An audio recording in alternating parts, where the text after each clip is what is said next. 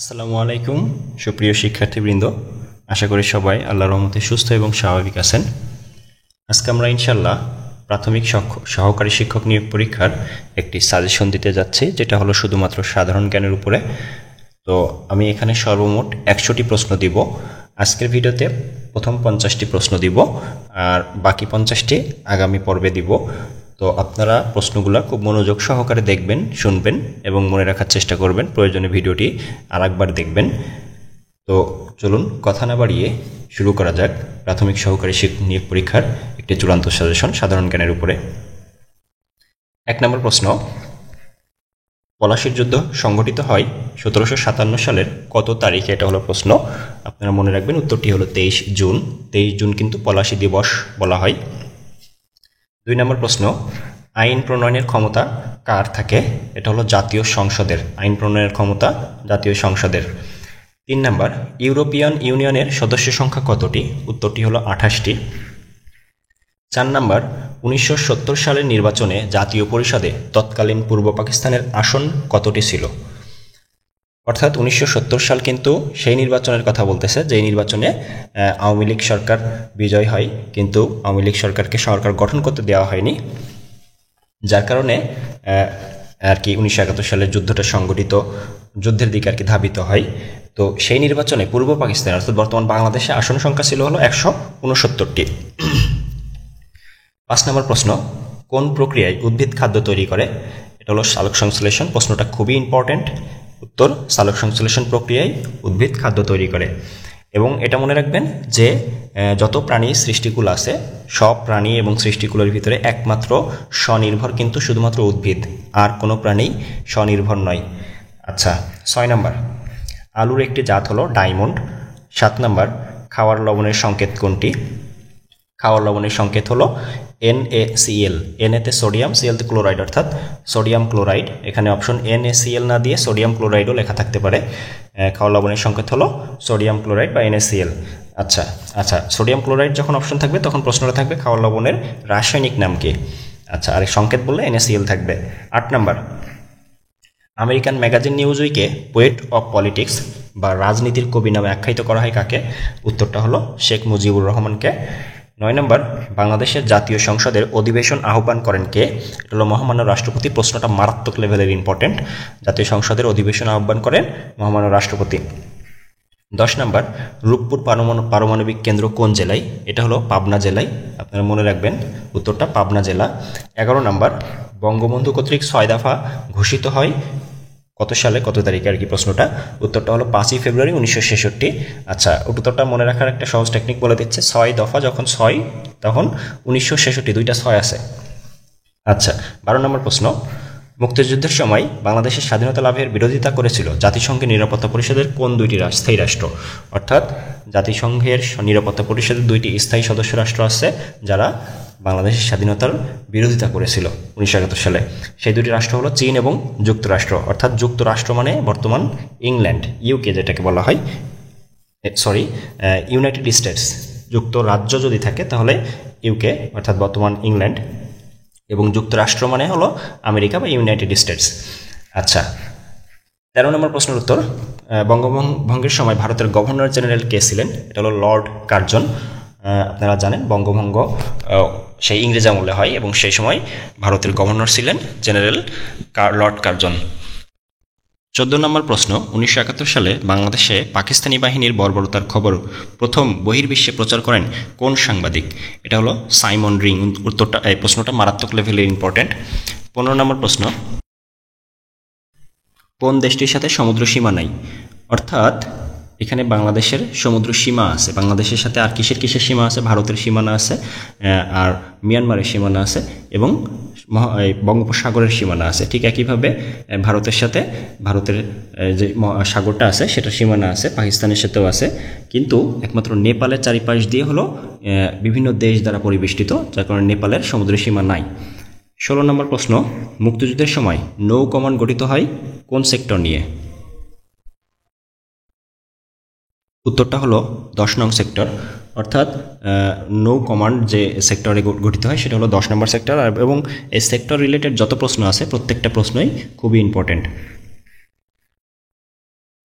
17 নম্বর, বাংলাদেশের একমাত্র স্যাটেলাইট কোন দেশ থেকে উৎক্ষেপণ করা হয়? এটা হলো যুক্তরাষ্ট্র। আর যে কোম্পানির স্যাটেলাইট ছিল সেটা হলো স্পেস এক্স। 18 নম্বর, জোয়ার ভাটার প্রধান কারণ কি? জোয়ার ভাটার প্রধান কারণ হলো চাঁদের আকর্ষণ। মনে রাখবেন, এখানে উত্তরটা দাগানো নেই। চাঁদের আকর্ষণের কারণে কিন্তু মূলত জোয়ার ভাটা হয়ে থাকে। 19 নম্বর, স্কাউটের প্রতিষ্ঠাতা কে? লর্ড ব্যাডেন পাওয়েল স্কাউটের প্রতিষ্ঠাতা। 20 নম্বর, ঢাকা বিশ্ববিদ্যালয় প্রতিষ্ঠিত হয় কত সালে?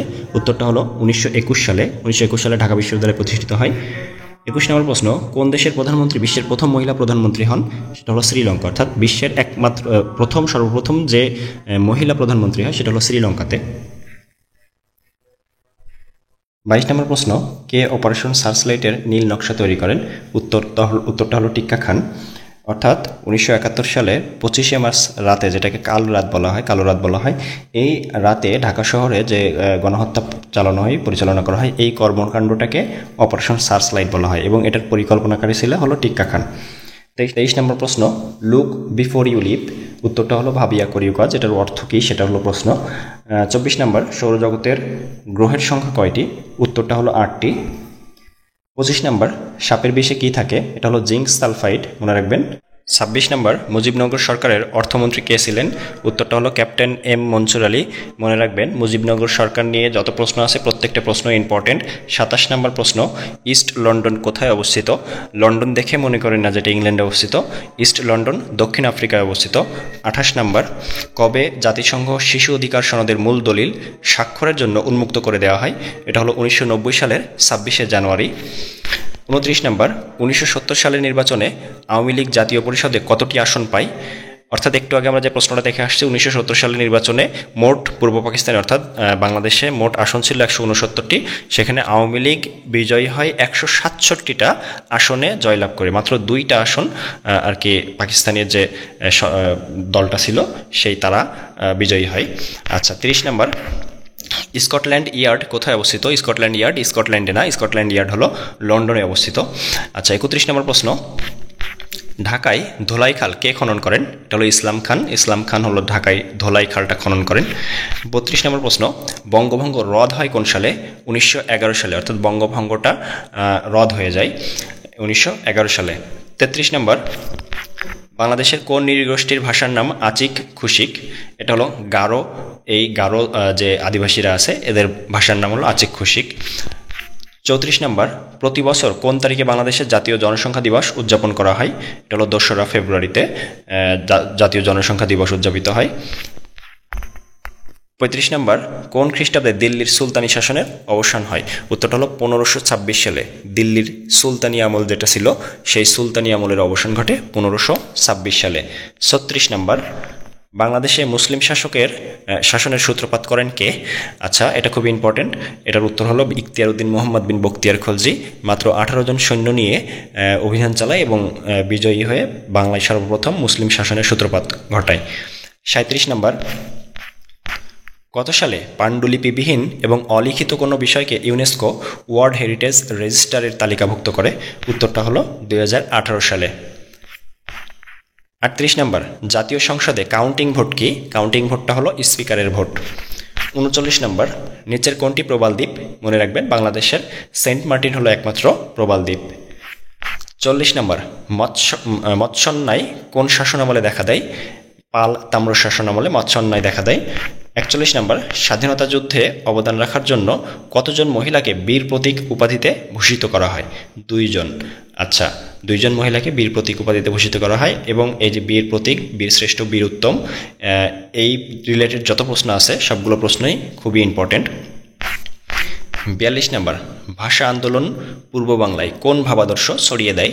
অর্থাৎ ভাষা আন্দোলনের মাধ্যমে বাংলাদেশের যে মানুষগুলো ছিল তাদের ভিতরে কোন আদর্শটা ছড়িয়ে যায় আর কি? উত্তরটা হলো বাঙালি জাতীয়তাবাদ।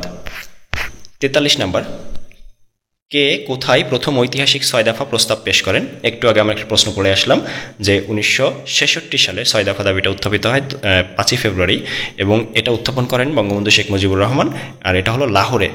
আচ্ছা, 44 নম্বর, বাংলাদেশের জাতীয় সংসদে বর্তমান মোট কতজন সদস্য নিয়ে গঠিত? উত্তরটা হলো 350 জন। 300 জন হলো সাংসদ এবং 50 জন সংরক্ষিত নারী আসনের সাংসদ। আচ্ছা, 44 নম্বর, কম্পিউটারের মেমোরি বা স্মৃতি ভাণ্ডারের ধারণ ক্ষমতা প্রকাশের একক কোনটি? উত্তরটা হলো বাইট।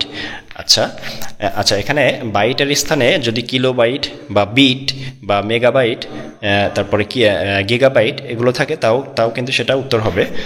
৪৫ নম্বর, বাংলা নববর্ষ পহেলা বৈশাখ চালু করেছিলেন সম্রাট আকবর, অর্থাৎ বাংলা পুরো সালটাই প্রবর্তন করেন হলো সম্রাট আকবর, সেখানে নববর্ষ পহেলা বৈশাখ তো সেই প্রবর্তন করবে আর কি।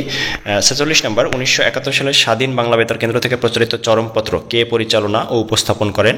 এটা হলো M.R. আক্তার মুকুল। ৪৭ নম্বর, ১৯৭১ সালে ঢাকা শহরে অপারেশন সার্চলাইট পরিচালনার মূল দায়িত্বে কে ছিলেন? আচ্ছা, একটু আগে আমরা একটা প্রশ্ন পড়ে আসছে, অপারেশন সার্চলাইটের নীল নকশাকারী অর্থাৎ পরিকল্পনাকারী কে ছিল? সেটা ছিল টিক্কা খান। আর এই যে অপারেশনটা অর্থাৎ এই কর্মকাণ্ডটার পরিচালনার দায়িত্বে ছিল হলো জেনারেল রাও ফরমান আলী, সেনাবাহিনীর একজন কর্মকর্তা। ৪৮, কালাপানিটা হলো একটা অমীমাংসিত ভূখণ্ড, অর্থাৎ দুইটা দেশের মধ্যে যখন কোনো জায়গা নিয়ে দাবি করে দুইটা দেশই যেটা আমার, তখন সেটাকে অমীমাংসিত ভূখণ্ড বলা হয়। তো কালাপানি এরকম একটা জায়গা যেটাকে হলো নেপালও দাবি করে, একই সাথে ভারতও দাবি করে। ৪৯ নম্বর প্রশ্ন, মাননীয় প্রধানমন্ত্রী শেখ হাসিনা কতবার জাতীয় সংসদ সদস্য নির্বাচিত হন? উত্তরটা হলো সর্বমোট ৭ বার। ৫০ এবং শেষ নম্বর প্রশ্ন, কোনটি সাংবিধানিক প্রতিষ্ঠান? উত্তরটা হলো মহা হিসাব নিরীক্ষক ও নিয়ন্ত্রক। প্রিয় শিক্ষার্থীবৃন্দ, আজকের ভিডিওতে প্রথম ৫০টি প্রশ্ন নিয়ে আলোচনা করলাম। পরবর্তী ভিডিওতে ইনশাল্লাহ বাকি ৫০টি প্রশ্ন নিয়ে আলোচনা করব। তো আশা করা যায় এখান থেকে অন্তত ৫টি প্রশ্ন পাবেন। তো ১০০টি প্রশ্ন পড়ার মাধ্যমে যদি 5টি প্রশ্ন পারা যায়, অন্তত 5 মার্ক তো তুলতে পারবেন, সেটা অনেক বড় বিষয়। 1 মার্কের জন্য অনেকের হয় না আর কি, পিছিয়ে থাকে। তো সবাই এই ভিডিওটি প্রয়োজনে আরেকবার দেখবেন এবং প্রশ্নগুলো মুখস্থ করার চেষ্টা করবেন, মনে রাখার চেষ্টা করবেন, বারবার দেখবেন এবং পরবর্তী ভিডিওটি পাওয়ার জন্য অবশ্যই সাবস্ক্রাইব করুন চ্যানেলটি, বেল বাটনে ক্লিক করে নোটিফিকেশন অন করে দিন, যাতে ভিডিওটি আপলোড হওয়ার সাথে সাথে আপনারা পেয়ে যান। তো সবাই ভালো থাকবেন, সুস্থ থাকবেন, আল্লাহ হাফেজ।